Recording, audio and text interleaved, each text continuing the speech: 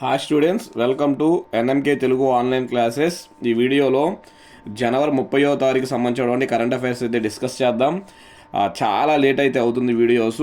Maybe మధ్యలో ఒక 1 week నాకు ఎగ్జామ్ ఉండడం వల్ల గ్యాప్ వచ్చింది. మ్యాక్సిమం కవర్ చేద్దామని చూస్తున్నా.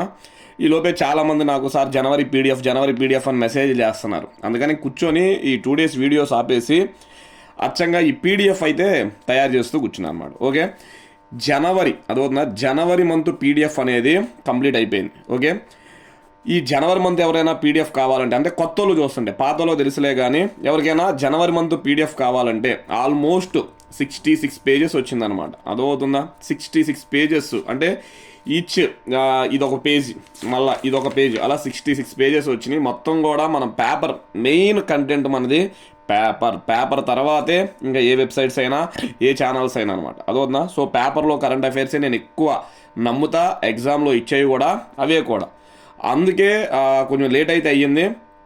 మేబీ ఈ వీక్ మొత్తం కూడా అయితే కవర్ చేసేస్తా. కానీ సరే, ఎవరికైనా ఆ జనవరి మంత్ పీడిఎఫ్ కావాలనుకుంటే చూడండి, ఇది నా నెంబర్ అనమాట. 9951114455. మళ్ళీ చెప్తున్నా, 9951114455. ఎవరికైనా జనవరి నెల పీడిఎఫ్ కావాలనుకుంటే 20 రూపీస్, దానికి ఫోన్పే కానీ గూగుల్ పే కానీ ఏదైనా చేయండి.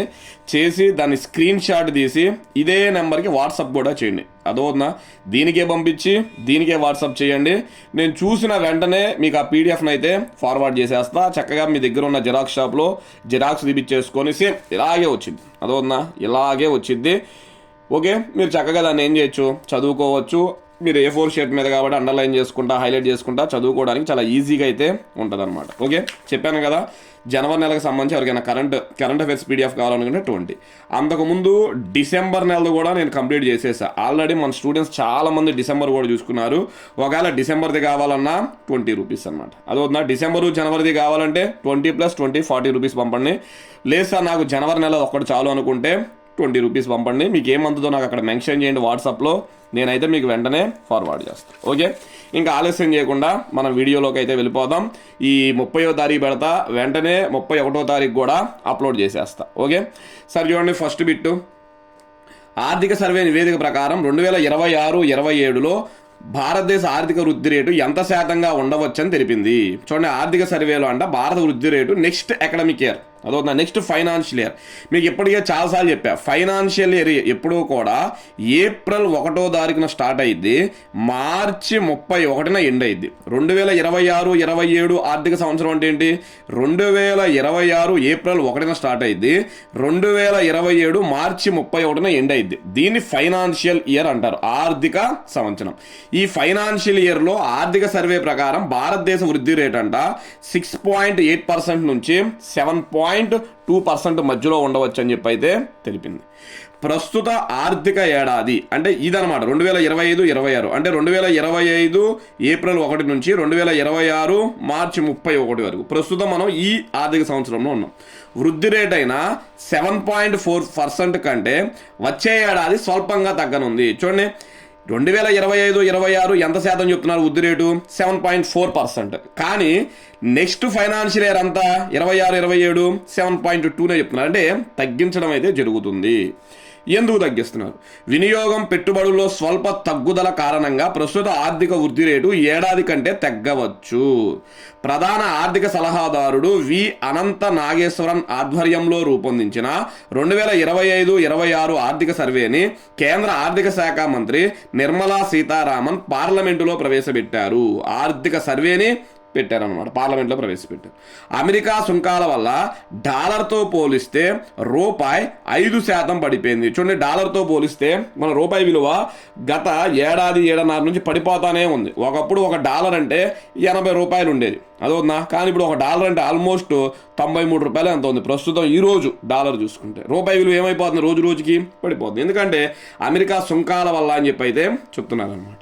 ఓకే, నెక్స్ట్, భారీ సుంకాల ఒత్తిడి ఉన్న భారత్ వృద్ధి రేటు వచ్చే ఆర్థిక సంవత్సరంలో 6.2గా ఉండవచ్చని అంతర్జాతీయ ద్రవ్యనిధి సంస్థ వెల్లడించింది. చూడండి, ఇది ఐఎంఎఫ్ అంటారు. ఐఎంఎఫ్ అంటే ఇంటర్నేషనల్ మానిటరీ ఫండ్ అంటారు. తెలుగులో అయితే అంతర్జాతీయ ద్రవ్యనిధి సంస్థ అంటారు. ఇది భారత వృద్ధి రేటు నెక్స్ట్ ఇయర్ ఎంతగా ఉండొచ్చు అని చెప్తుంది, 6.2%గా ఉండొచ్చు అని చెప్తుంది. చూడండి, ఇది ఎప్పుడు అప్డేట్లో ఉండాలి, ఎందుకంటే ఇప్పుడు 6.2 ఉంది కదా, మళ్ళీ ఒక 2 months ఆగిన తర్వాత దీన్ని పెంచచ్చు లేదా తగ్గించవచ్చు, ఏదో ఒకటి చేస్తూ ఉంటారు అన్నమాట. ఓకే, నెక్స్ట్ ఏప్రిల్ 1 నుంచి నూతన ఆదాయ పన్ను చట్టం అమల్లోకి రానున్నట్లు తెలిపారు. భారతదేశంలో నూతన ఆదాయ పన్ను చట్టం అమల్లోకి అయితే తీసుకురాబోతున్నారు. ఆంధ్రప్రదేశ్ రాష్ట్రంలో చేపట్టిన, చూడండి మన ఆంధ్రప్రదేశ్ రాష్ట్రంలో చేపట్టిన డ్రోన్ ఆధారిత భూ సర్వే, మధ్యప్రదేశ్ రాష్ట్రంలో అమలు చేస్తున్న డిజిటల్ సేకరణ వేదికల ద్వారా వ్యవసాయ రంగంలో ఆవిష్కరణలు సానుకూల ఫలితాలను అందిస్తున్నాయి. సానుకూల అంటే ఏంటిది, సక్సెస్ అవుతున్నాయి అని అర్థం అనమాట. ఆంధ్రప్రదేశ్లోనేమో డ్రోన్ ఆధారిత భూ సర్వే, మధ్యప్రదేశ్లోనేమో డిజిటల్ సర్వే నిర్వహిస్తున్నారు. ఈ రెండు కూడా సక్సెస్ అవుతున్నాయి అని చెప్పి అయితే చెప్పారు.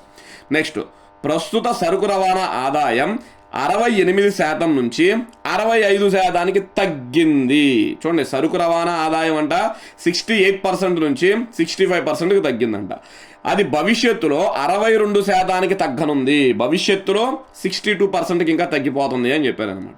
15 నుంచి 29 ఏళ్ల మధ్య వయసు ఉన్న యువతలో కేవలం 4.9% మందికే వొకేషనల్ టెక్నికల్ శిక్షణ అందుబాటులో ఉంటుంది. చూడండి, 15 నుంచి 29 ఏళ్ల మధ్యలో ఉంటున్న వాళ్ళకంట 4.9%, సుమారు 5 అనుకోండి, 5% మందికే వొకేషనల్ అండ్ టెక్నికల్ శిక్షణ అనేది అందుబాటులో ఉంటుంది.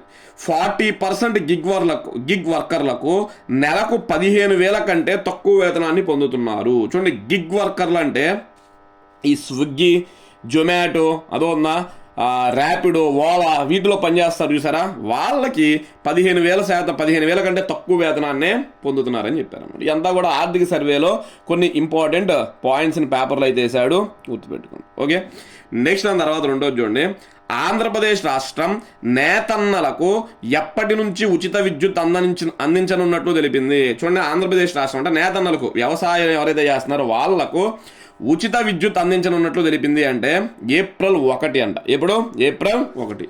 ఏప్రిల్ 1 నుంచి నేతన్నులకు ఉచిత విద్యుత్ అందించనున్నట్లు చేనేత జౌళి శాఖ మంత్రి సవితా గారు వెల్లడించారు. చూడండి, సవితా గారు ఆంధ్రప్రదేశ్ రాష్ట్ర చేనేత జౌళి శాఖ మంత్రి అంట. ఆ విషయాన్ని అయితే వెల్లడించారు.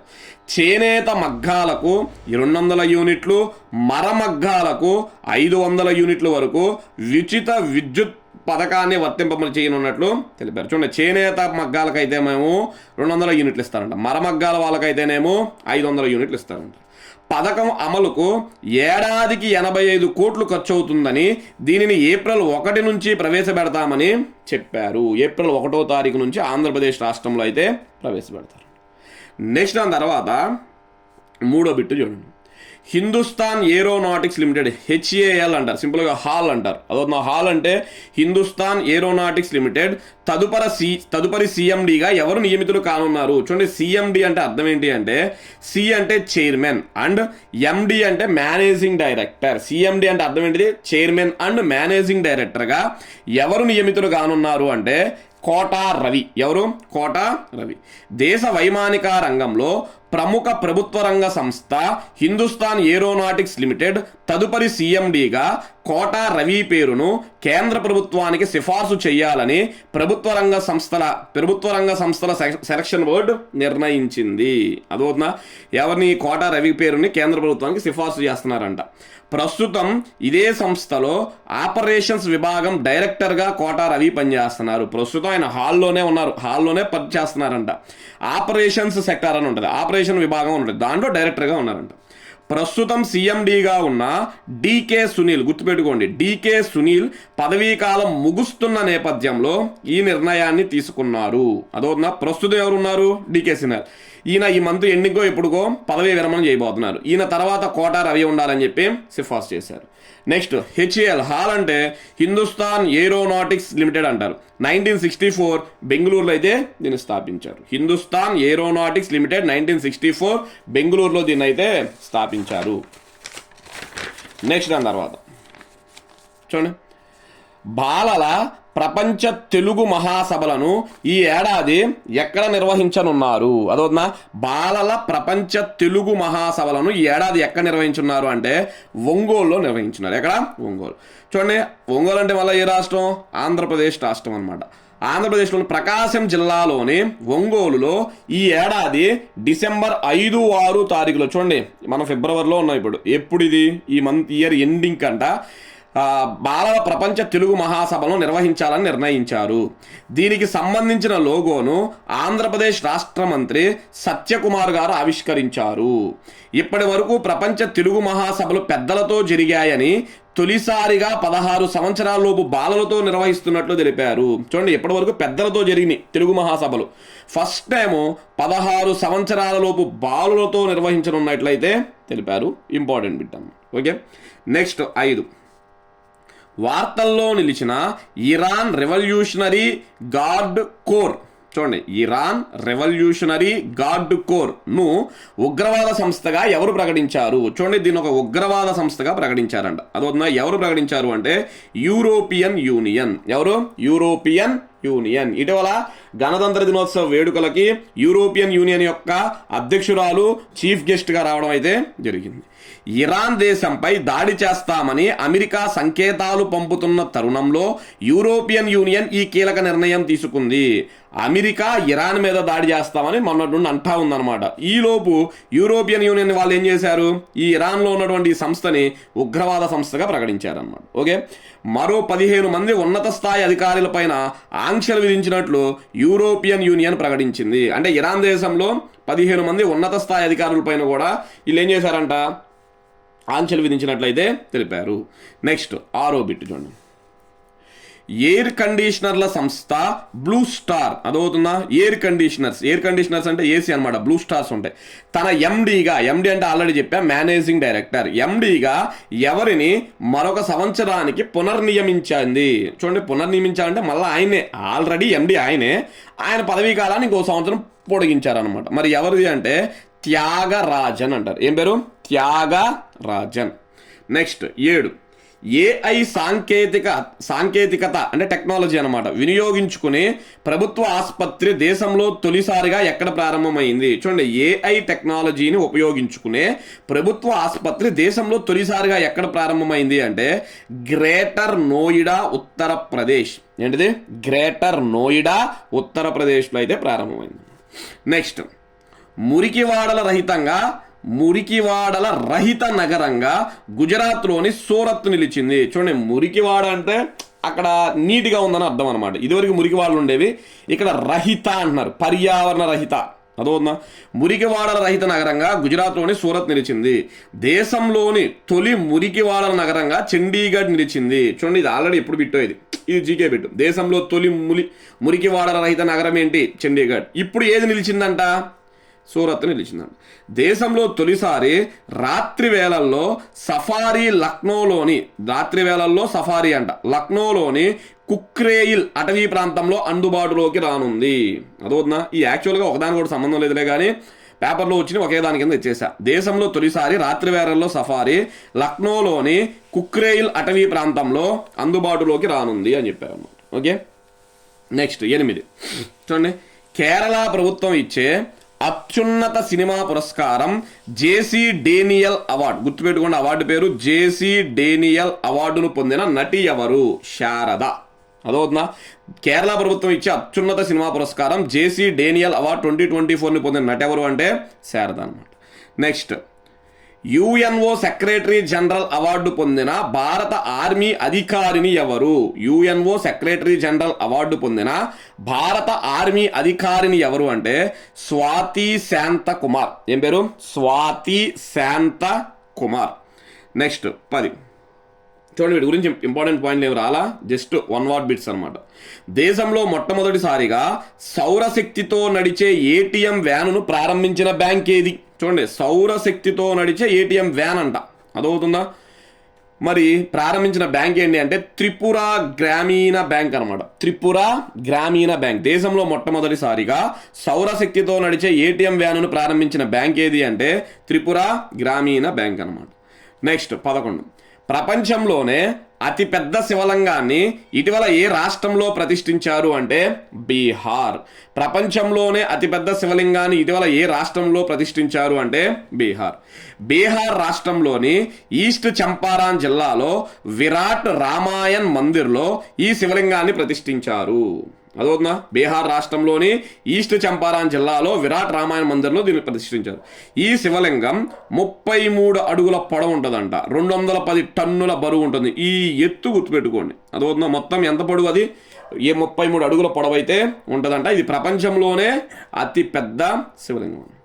నెక్స్ట్ 12, 2025లో శ్రీలంకను సందర్శించిన విదేశీయుల్లో ఏ దేశీయులు మొదటి స్థానంలో ఉన్నారు? చూడండి, లాస్ట్ ఇయర్ శ్రీలంకను అత్యధిక మంది ఏ దేశం వాళ్ళు సందర్శించారు అని అడుగుతున్నాడు. ఇండియా అంట. మన దేశం నుంచి ఎక్కువగా శ్రీలంకకి వెళ్తున్నారంట.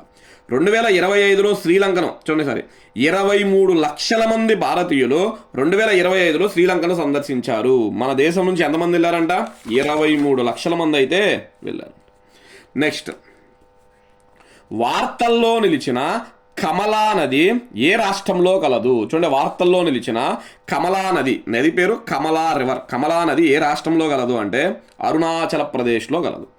అరుణాచల ప్రదేశ్ రాష్ట్రంలోని కమలా నదిపై కమలా హైడ్రో ప్రాజెక్టును 26,069 కోట్లతో నిర్మించనున్నారు. మిమ్మల్ని ఎగ్జామ్ ఎలా అడుగుతాడు అంటే ఇటీవల వార్తల్లో నిలిచిన కమలా హైడ్రోజన్ ప్రాజెక్ట్ ఏ రాష్ట్రంలో కలదు అని అడుగుతాడు. ఏ రాష్ట్రం? అరుణాచల్ ప్రదేశ్. ఏ నది అని అడగడు, ఎందుకంటే పేర్లోనే ఉంది కమలా హైడ్రో ప్రాజెక్ట్, కమలా నది అనమాట. అదవుతుందా? అలా అడగడు, ఏ రాష్ట్రంలో ఉందో అడగచ్చు. ఓకే, సుబన్సిరి నదికి కమలా నది ప్రధాన ఉపనది. చూడండి, సుబన్సిరి అక్కడ కలిపబడింది అలా అయినా రావచ్చు, లేదా సుబన్సిరి అంటారు. అదవుతుందా? ఈ సుబన్సిరి అనే నదికి ఇదేంటిది? ఉపనది అంట. అదవుతుందా? ఏది? కమలా అనే నది. అంటే ఏం లేదు, ఉపనది అంటే ఇది సుబన్సిరి నది, దీంట్లో ఇంకొక నది వచ్చి కలిసిద్ది అలా. అదవుతుందా? ఇదే నది మనకి కమలా నది. ఈ కమలా నది నీళ్లు దేంట్లో వచ్చి కలుస్తాయి? సుబన్సిరి అనే నదిలో కలుస్తాయి. కాబట్టి కమలా నది దేనికి ఉపనది? సుబన్సిరి నదికి ఉపనది అన్నమాట. ఈ సుబన్సిరి నది వెళ్ళి దేంట్లో కలిసిద్ది తెలుసా? బ్రహ్మపుత్ర నదిలో కలిసిద్ది. దేంట్లో? బ్రహ్మపుత్ర నదిలో కలిసిద్ది. కాబట్టి ఇప్పుడు సుబన్సిరి అనేది బ్రహ్మపుత్రకి ఉపనది అనమాట. అదవుతుందా? ఇలాగే ఉంటుంది జాగ్రఫీ. ఇప్పుడు గంగా నది అంటారు. ఏ నది? గంగా నది. యమునా నది వెళ్ళి దేంట్లో కలిసిద్ది తెలుసా? గంగా నదిలో కలిసిద్ది. ఏ నది? యమునా నది వెళ్ళి గంగా నదిలో కలిసిద్ది. కాబట్టి గంగా నది ఉపనది అంటే ఏం చెప్తాం మనం? యమునా నది. నెక్స్ట్, ఇలా ఒక నది చంబల్ నది అంటారు. ఏమంటారు? చంబల్ రివర్ అంటారు. చంబల్ నది వెళ్ళి యమునాలో కలిసిద్ది. కాబట్టి ఇప్పుడు చంబల్ దేనికి ఉపనది? యమునా నదికి ఉపనది. గంగా నదికి ఉపనది యమున, యమునా నదికి ఉపనది చంబల్ నది. అదవుతుందా? సరే, ఇప్పుడు సుబన్సిరి నదికి కమలా నది అనేది ఏంటిదంట? ఒక ప్రధాన ఉపనది అంటున్నారు. నెక్స్ట్ 14, 2025-26 ఆర్థిక సంవత్సరానికి ఏ రాష్ట్ర గ్రామీణ స్థానిక సంస్థలకు 15వ ఆర్థిక సంఘం నుంచి మొదటి విడతను కేంద్రం విడుదల చేసింది? చూడండి, లాస్ట్ ఫైనాన్షియల్ ఇయర్ నుంచి అంట ఏ రాష్ట్ర గ్రామీణ స్థానిక సంస్థలకు 15వ ఆర్థిక సంఘం నుంచి మొదటి విడతను కేంద్రం విడుదల చేసింది అంటే సిక్కిం అనమాట. ఏ రాష్ట్రం? సిక్కిం. నెక్స్ట్ 15, LY-80N క్షిపణి, ఇది ఒక మిజైల్ అనమాట. LY-80N అనే మిజైల్ను ఇటీవల ఏ దేశం పరీక్షించింది అంటే పాకిస్తాన్. ఏ దేశం? పాకిస్తాన్. LY-80 అనే వ్యవస్థ చైనాకు చెందినది. వాస్తవంగా ఏ దేశానికి చెందింది? చైనాకి. ఉపరితలం నుంచి గగనతల లక్ష్యాలను ఛేదిస్తుంది. అదవుతుందా? ఇక్కడ ఛేదిస్తుంది అనమాట. ఉపరితలం నుంచి గగనతల లక్ష్యాలను ఇది ఛేదిస్తుంది అనమాట. Okay, important. చైనాకి సంబంధించి పాకిస్తాన్కి ఇస్తారు అలా. అదవుతుందా? ఎందుకంటే ఇప్పుడు బ్రహ్మోస్ క్షిపణి అంటారు, అది వాస్తవంగా ఇండియా రష్యాది కలిపి చేసుకున్నాం. సో రష్యా మన దేశంలో ప్రయోగిస్తూ ఉంటాం. అలాగే ఇది చైనా తయారు చేసి తన మిత్ర దేశమైన పాకిస్తాన్కి ఇస్తుంది అనమాట. నెక్స్ట్ 16, 25 ఏళ్ల తర్వాత పెసా చట్టాన్ని ఏ రాష్ట్రం అమలు చేస్తుంది? చాలా ఇంపార్టెంట్ బిట్టు గుర్తుపెట్టుకోండి. 25 ఏళ్ల తర్వాత పెసా చట్టాన్ని ఏ రాష్ట్రం అమలు చేస్తుంది అంటే జార్ఖండ్ రాష్ట్రం అమలు చేస్తుంది.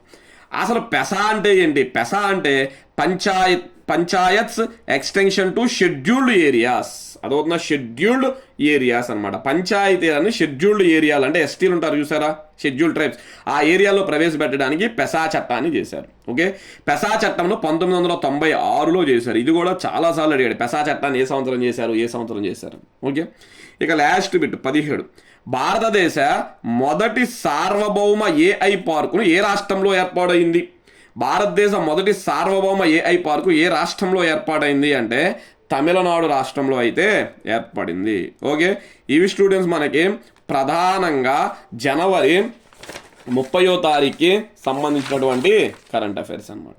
ఓకే, వెంటనే 31వ తారీఖు సంబంధించినటువంటి కరెంట్ అఫైర్స్ కూడా అప్లోడ్ చేసేస్తా. ఒకవేళ ఎవరికైనా జనవరి నెల కరెంట్ అఫైర్స్ కావాలంటే చెప్పాం కదా ప్రాసెస్, దీని అయితే ఫాలో అవ్వండి. Okay, thank you.